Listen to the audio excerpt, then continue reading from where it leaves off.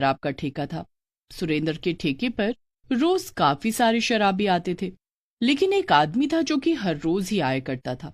उसका नाम था गुज्जू। गुज्जू बहुत बड़ा शराबी था और उसकी पत्नी उसकी हरकतों से बड़ी परेशान थी।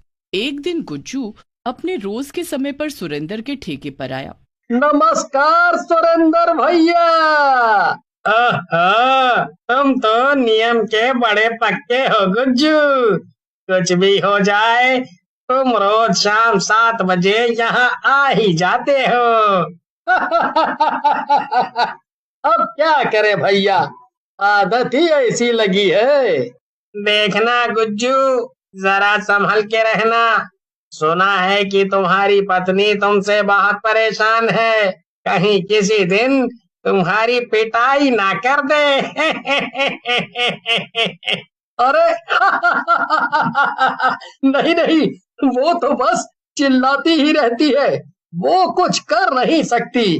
खैर, लाइए आप मुझे मेरी शराब की बोतल दे दीजिए, फिर मैं चलूं। गुज्जू शराब लेकर वापस घर की तरफ चल पड़ा, लेकिन घर पहुंचने से पहले वो एक पेड़ के नीचे बैठ गया और शराब पीने लगा।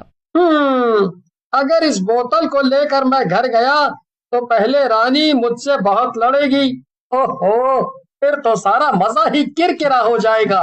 पहले यहीं बैठकर इसे पी लेता हूँ, फिर आराम से घर जाऊंगा। वैसे भी उसके बाद मुझे रानी की किचकिच से ज्यादा कोई फर्क नहीं पड़ेगा। गुज्जू वहीं बैठकर शराब पीने लगता है और काफी नशे में हो जाता है। उधर रानी काफी देर से गुज्जू के घर आने का इंतजार कर रही थी, और जब काफी रात हो जाती है तो रानी उसे ढूंढने निकल पड़ती है। इस आदमी ने तो मेरी जिंदगी बर्बाद कर रखी है, अब इतनी रात गए मैं इस शराबी को ढूंढती फिरूं। थोड़ी देर यहाँ वहां ढूंढने के बाद रानी को गुज्जू पेड़ के पास पड़ा मिलता है। रानी गुस्से में आकर उसे उठाती है और कहने लगती है, अरे अरे अरे, यहाँ क्यों पड़ा है शराबी? इससे अच्छा तो किसी नदी में कूद जाता, कम से कम मुझे तुमसे छुट्टी तो मिलती।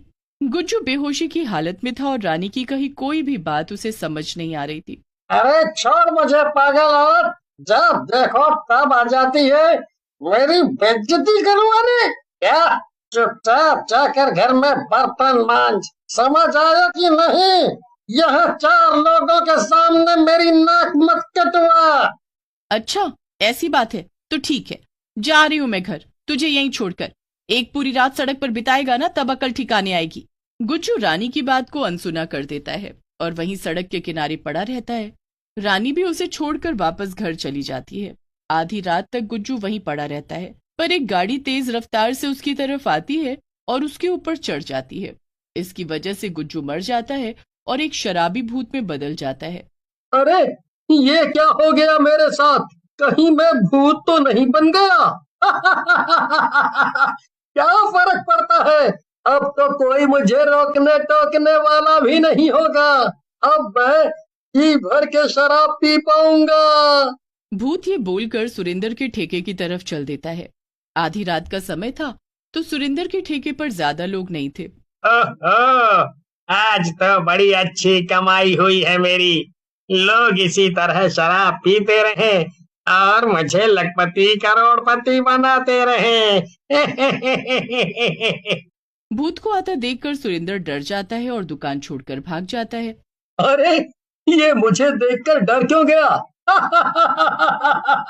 अरे, मैं तो भूल ही गया था कि मैं अब भूत बन गया हूँ। वाह, अब तो शराब के लिए पैसे देने की भी जरूरत नहीं है। भूत बनने के तो बड़े फायदे होते हैं। शराबी भूत वही ठेके पर बैठकर काफी सारी शराब पी लेता है और फिर नशे में इधर उधर झूमने लगता है। झूमते झूमते वो सड़क पर आ जाता है। इतना ही नहीं, भूत आसपास से गुजरने वाले लोगों को पकड़ पकड़ कर खा भी रहा था। वाह, जिंदगी हो तो ऐसी, खाओ पियो ऐश करो। वाह, अगर मुझे पहले पता होता कि भूत बनने के इतने फायदे हैं तो मैं कब का मर गया होता। दूर खड़ी एक चुड़ैल ये सब तमाशा देख रही थी। वो तुरंत शराबी भूत को पहचान लेती है। ये क्या, ये सच में गुज्जू भैया है? हे भगवान, ये सब क्या हो रहा है? ये भूत कैसे बन गए? और देखो तो जरा कैसे अभी भी ये शराब के नशे में धुत है। पता नहीं घर पर रानी दीदी का। असल में वो चुड़ैल मरने से पहले रानी के मोहल्ले में ही रहती थी। वो और रानी अच्छे दोस्त हुआ करते थे। यहाँ तक कि चुड़ैल का पति और गुज्जू भी अच्छे दोस्त थे। पर गुज्जू ने चुड़ैल के पति नीरज को भी शराब की बुरी आदत लगवा दी। अक्सर चुड़ैल का पति नशे में उसे मारता था और ऐसे ही एक दिन उसने चुड़ैल को इतना मारा कि वो मर गई और चुड़ैल में बदल गई। पर फिर क्या था, चुड़ैल ने अपने पति को डरा डरा कर मरने के बाद उसकी नशे की आदत छुड़वा दी। मुझे इस गुज्जू से नफरत तो बहुत है, इसी की वजह से मेरी जान गई। पर रानी दीदी का पता नहीं क्या हाल होगा। अभी जाकर उन्हें देख कर आती हूँ। चुड़ैल रानी के घर पहुंच जाती है और खिड़की से झांक कर अंदर देखने लगती है। अंदर रानी अपनी बच्ची परी को सुला रही थी। रानी परी को सुलाकर रोने लगती है। मुझे तो कुछ समझ ही नहीं आ रहा कि आखिर मैं इस आदमी का क्या करूं। हम सबको छोड़कर वो वहां दिन रात सुरेंद्र के ठेके पर बैठा रहता है। न उसे मेरी कोई परवाह है और न ही अपनी बेटी की। मैंने इस आदमी से शादी करके अपनी जिंदगी की सबसे बड़ी भूल की है। चुड़ैल को ये सब देखकर बड़ा दुख होता है। वो धीमे से रानी को खिड़की के पास बुलाती है। रानी, सुनो रानी, इधर आओ। क्या? ये तो एक चुड़ैल है। ये मुझे अपने पास क्यों बुला रही है? हे भगवान, अब मैं क्या करूं? नहीं नहीं, मुझसे डरो मत रानी, इधर आओ। कहो, क्या चाहिए तुम्हें? अगर तुम्हें भूख लगी है तो मुझे खा जाओ, पर मेरी बच्ची को छोड़ देना। नहीं रानी, मैं तुम्हें यहाँ खाने नहीं आई। मैं सरला हूँ, सरला, वही जो तुम्हारी अच्छी दोस्त थी। क्या? सरला? मोहल्ले वाली? तुम तो मर गई थी ना?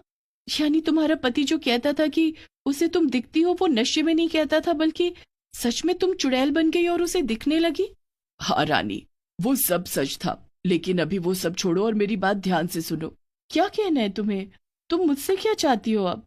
रानी, तुम्हारा पति गुज्जू मर चुका है और वो अब शराबी भूत बन गया है। अभी भी उसकी शराब की आदत गई नहीं। उसने सुरेंद्र के ठेके पर सबको डराकर भगा दिया और शराब पीकर वहीं सड़क पर नाचने लगा। और अब वहां से गुजरने वाले लोगों को वो मार भी रहा है और उन्हें कच्चा चबा ले रहा है। क्या? गुज्जू मर गया और अब एक शराबी भूत में बदल गया? ये सब क्या हो गया? अब मैं क्या करूं? सारा किस्सा सुनकर रानी को बड़ा गुस्सा आता है। आखिर क्या करूं मैं इस आदमी का? इसने तो मेरी जिंदगी नरक बना दी है। अब भूत बनकर भी ये सबको परेशान कर रहा है और शराब पी रहा है। हाँ रानी, पर तुम चिंता मत करो, मैं अभी उसे पकड़कर मारते हुए यहाँ लेकर आती हूँ। फिर हम दोनों मिलकर उसे ऐसा मजा चखाएंगे कि वो सपने में भी शराब को हाथ नहीं लगाएगा। तुम उससे बदला भी ले सकोगी। क्या तुम ऐसा कर सकती हो? ठीक है, मुझे मंजूर है। चुड़ैल जाती है और शराबी भूत को ढूंढने लगती है। वो देखती है कि शराबी भूत एक नाली में उल्टा पड़ा हुआ था। चुड़ैल गुस्से में उस पर जादू कर देती है और शराबी भूत हवा में उड़ने लगता है। चुपचाप लटका रहे हवा में और मेरे साथ चल। चुड़ैल भूत को रानी के घर के बाहर ले आती है और शराबी भूत हवा में झूलता रहता है। पंछी बनो, उड़ता फिरू मस्त गगन में। मुझे क्या, तू तो मुफ्त में शहर घुमा रही है। घुमाती रहे। तभी चुड़ैल अपना जादू तोड़ देती है और शराबी भूत धम से जमीन पर गिर पड़ता है। रानी भी शोर शराबा सुनकर बाहर आ जाती है। चुड़ैल जादू करती है और उसके हाथ में 2 जादुई डंडे आ जाते हैं। ये लो रानी, ये जादुई डंडे हैं। इससे जब तुम इस शराबी भूत को मारोगी ना, तो इसमें से करंट निकलेगा और इसे डर लगेगा, जिससे इसका सारा नशा चुटकियों में उतर जाएगा। रानी वो डंडा ले लेती है और रानी और चुड़ैल मिलकर शराबी भूत की खूब पिटाई करते हैं। काफी देर तक मारने के बाद रानी घर से बर्फीला पानी ले आती है और भूत पर डाल देती है, जिससे कि उसका सारा नशा उतर जाता है। तभी शराबी भूत की नजर अपने घर की खिड़की पर पड़ती है। वहां पर उसकी बेटी परी घर के अंदर से खड़े होकर उसे देख रही थी। फिर भूत रानी की तरफ देखता है और उसे खुद पर बहुत शर्म आती है। मुझे माफ कर दो, पर मैं क्या करूं? मुझे अभी भी शराब पीने का ही दिल कर रहा है।